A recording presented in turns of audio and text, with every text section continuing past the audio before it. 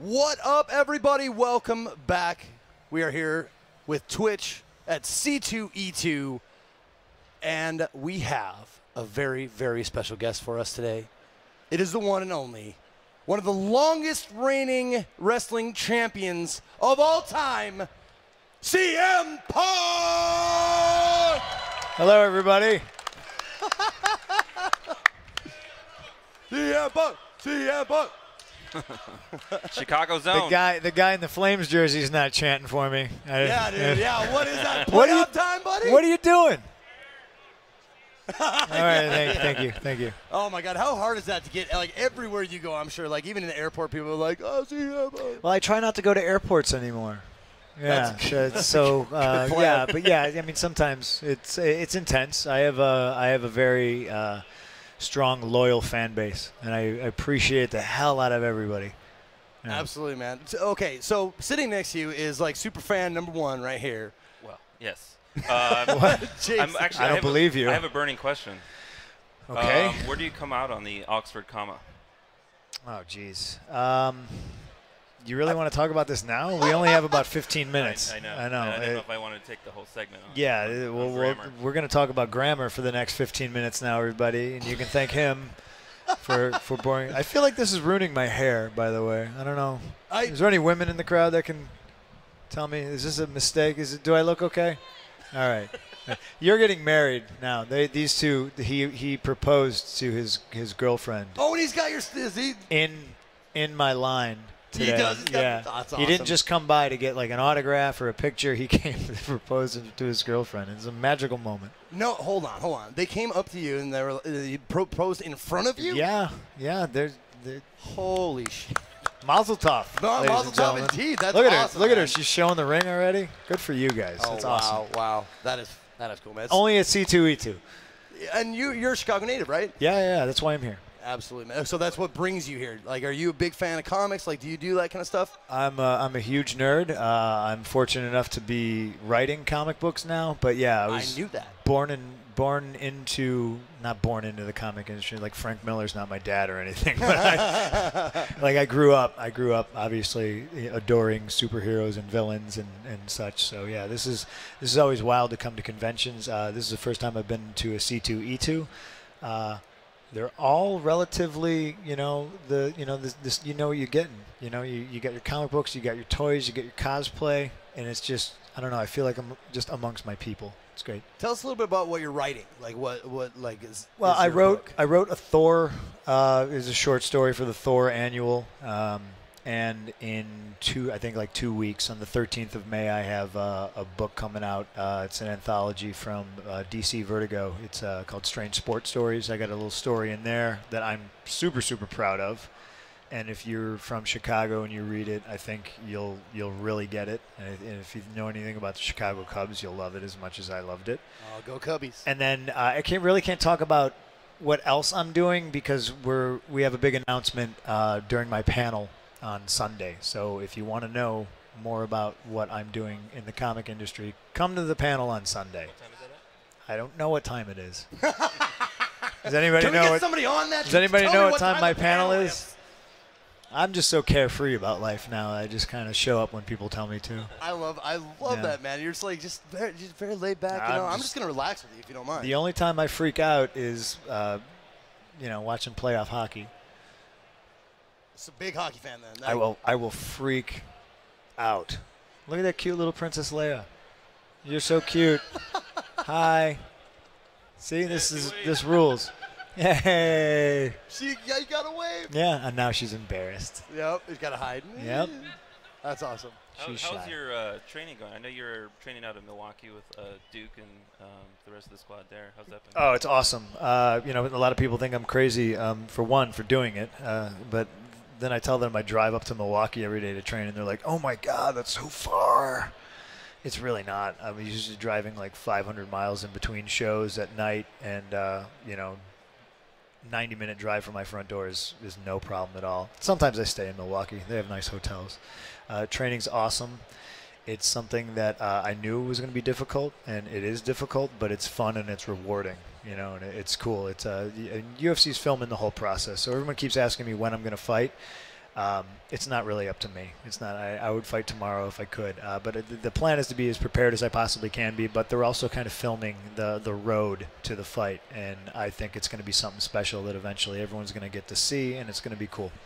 Yeah, what's it like to? I mean, you guys have Tyron Woodley there now, and Ben Askren. So you Ben guys Askren, spar Anthony with those Pettis, guys. Tyron Woodley, and there's a ton of fighters that you might not know. They're not marquee names like an Anthony Pettis or Sergio Pettis or something like that. But yeah, I train with killers every day, and it's awesome.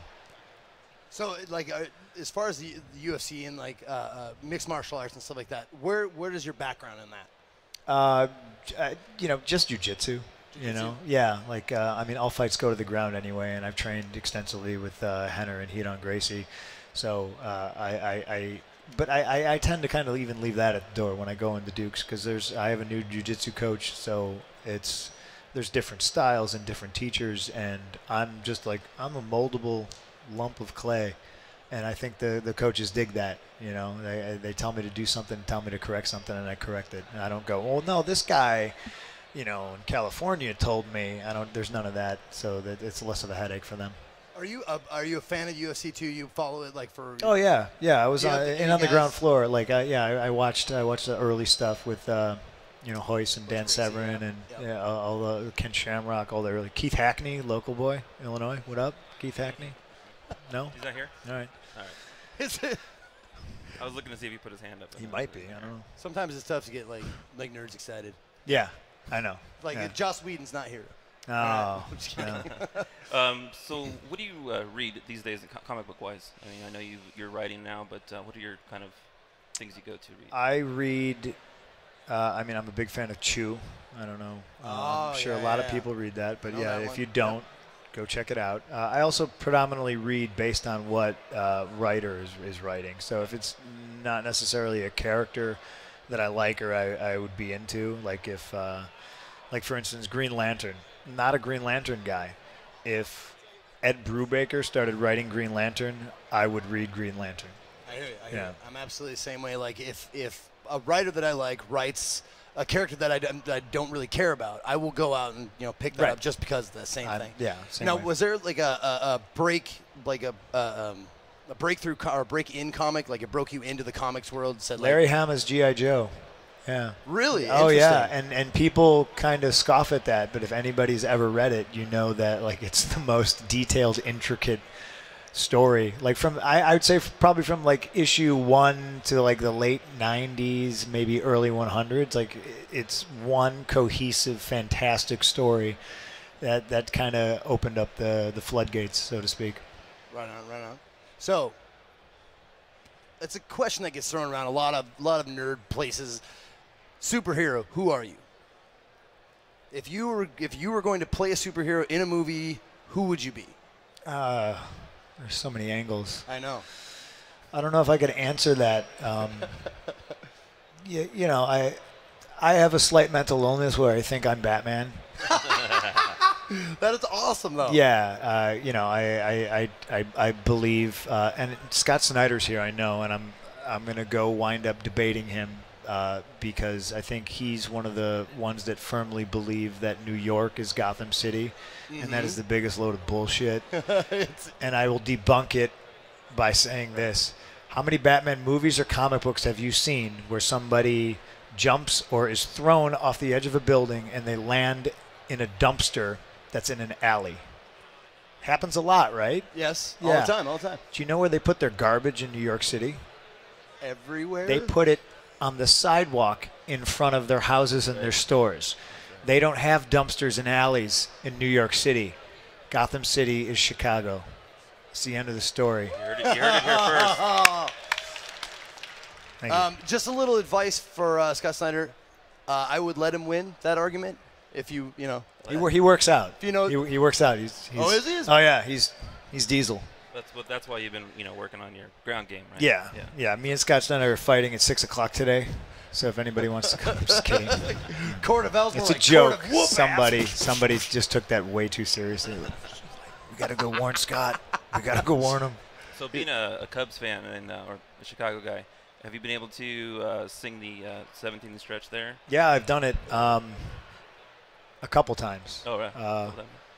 Yeah, my life is so fantastic that I've forgotten how many times I've sang the 7th inning stretch. It's either 2 or 3. I've thrown pitches too. It's top 5 moments of my life. You know, to be in that booth where Harry Carey, lived.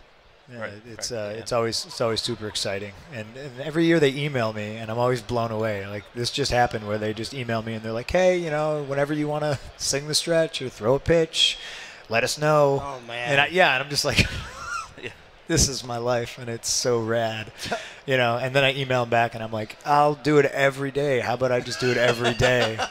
I'll be just tap me, It's and then then they're like, "Well, slow down. I'll be out of the shower in 5 slow minutes. down. Give me a slow second. down. There's important people who actually get to sing it. Like, you're just filler." Yeah. And you know what? I completely understand where you're coming from with that because I'm right here with you. I'll gladly be filler if it gets me to sing the 7th inning stretch. I'll just be like, whatever. I was actually at Wrigley for the 100th anniversary. Oh, right on. Yeah, dude, it was awesome. The shitty thing was there was no ivy. Like it was the time of the year that was just like everything was dead. But now there's no bathrooms, so. Yeah. I had no idea there was no bathrooms. Suffer, beer drinkers, suffer. You're here. Do you do a lot of these conventions? Like, do you go to like signings and like that kind of stuff? No, you just stay here. This is like the first one I've done. I just don't want to travel too much. So like the fact that this is where I live, it's in my hometown. It's like hop, skip, and a jump away. Like I don't got to go to an airport. I don't got to get on a plane. So it was very important part of me coming here and doing this.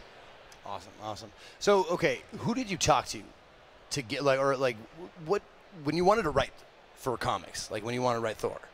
How did you like approach that?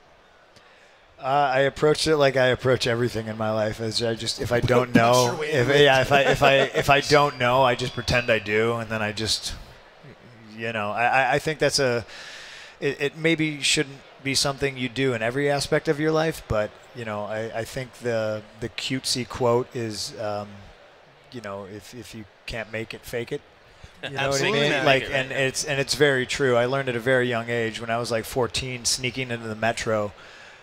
Instead of being somebody who would like try to sneak in the front door without a ticket, I would just walk in the back door and I would just act like I knew. Like you own the place. Yeah, and you just pick something up and you just carry it, and nobody says anything or does anything. Like the Costanza look frustrated. I had friends in the comic industry, and Jason Aaron helped me out when I had a couple of questions. But I mean, really, it's just writing a story, so it was just kind of putting pen to paper and getting it done. And then when I had something done, somebody could read it and say, okay, it's good, but change this and this and this and this. And I just straightforward, I just kind of did it.